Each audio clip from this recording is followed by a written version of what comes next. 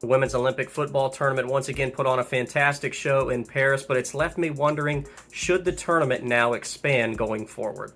What's going on, guys? Manny G back here with you on Football with Flags. Thanks so much for joining us, as always.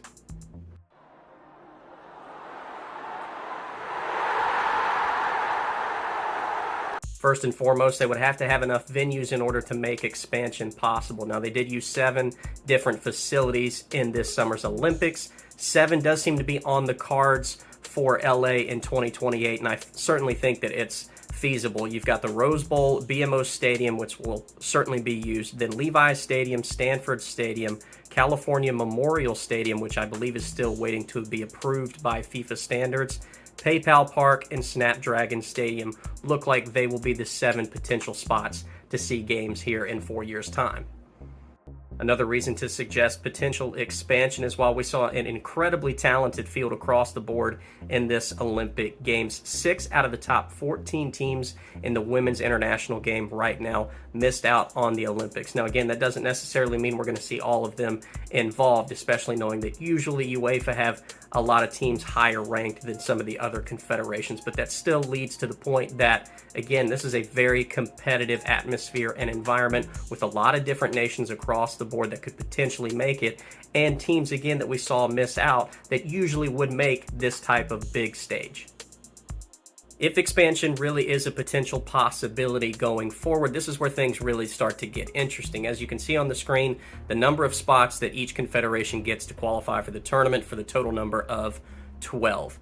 Now, again, with the United States hosting in 2028, you could potentially expect to see CONCACAF get an extra spot since the U.S. will already be taking one of the 2 since they are the hosts and automatically qualify. Now, I'll be totally honest with you, no disrespect towards them, but I really don't see OFC getting another spot just because I think there's a bit of a drop-off between New Zealand and then the rest of the pack below them. So that's where I think you could potentially see, again, AFCON, AFC, CONMEBOL all get another spot. And then I think it really could potentially come down to whether or not CONCACAF gets that 3rd bid or not, or do we see another spot go to UEFA considering the total number of talented teams that, again, are across the board in Europe, and maybe they should get 1 extra spot considering, again, just how high up so many of their nations are in the FIFA World Rankings. I think that's really where things start to stack up, and you could see some potential moves in terms of where these 4 spots would go. But let us know down in the comments as well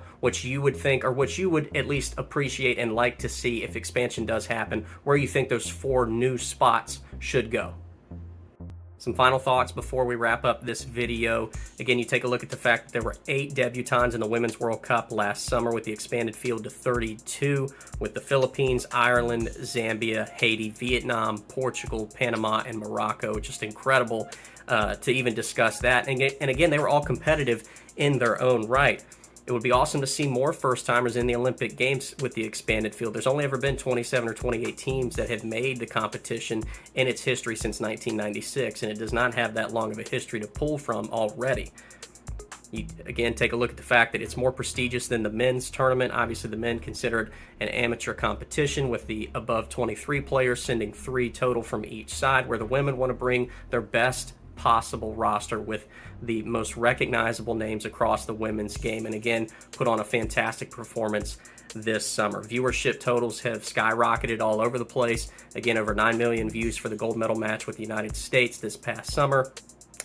Again, you saw great viewership with Australia, New Zealand last summer as well. And then I believe I read somewhere where China had 53 million viewers in their match versus England in the World Cup last year. And that was the first time, I think maybe ever, or at least in a really long time, that China didn't even qualify for the knockout stage, yet they still had that many people tuning in for their game versus England. That's a phenomenal thing to at least mention. Better crowds as well. There were definitely some poor crowds in the Paris Games. I think the United States would do a little bit better job of that. You've seen that NWSL, and again, the women's national team, when they have games going on, also, I think the United States would put on a bit better show, especially out in LA with some better crowds. And again, the game just continuously evolving, especially out on that West Coast. recognition as well, not only for the international game itself, but for players at the same time. The opportunity, we've seen, especially with the men's game over the years with World Cups and major tournaments in the summer, then put on some fantastic performances, and that's led to some transfers, higher wages, different things like that. This is a great chance for some players in different countries, or again, debutantes, to come in, make some loud noise, put on some fantastic performances, and hopefully elevate their game and recognition, not only for themselves but their country as well, as this game continues to be more competitive across the board. And then again, at the very bottom, just parity, just the competitiveness of the World Cup that we saw last summer, the Olympic Games this year. The women's game is continuing to evolve. It's getting more and more difficult because the game's just growing all over the place. In every confederation, nations are getting better. They're getting more resources. We're seeing better competition across the board, and a lot more difficult for teams to get through these tournaments than maybe in years past. So this is where I will leave you for today. Let me know down in the comments if you think whether or not the women's Olympic football tournament should expand to 16 teams. And let me know why or why not. Now, again, we did put on a question in the community tab not long ago, and 94% of you said yes. So again, I'd be very intrigued to see more reasonings behind your answer down below. But until next time, guys, I hope you all have a great day. Make sure you hit that like and subscribe button if you haven't already done so and you're new to the channel. Until next time, we'll see you soon.